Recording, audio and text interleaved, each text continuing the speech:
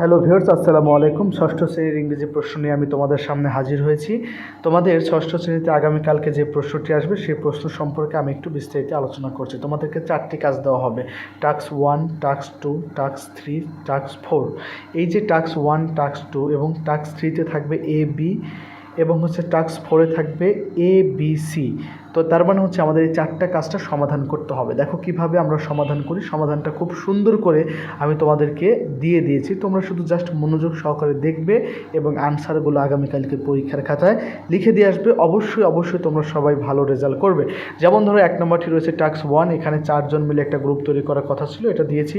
Task 2-তে দেখো summary আসলে দিবা, নাহলে দরকার নাই, এই অ্যাডজেক্টিভগুলো দিয়ে দিবা।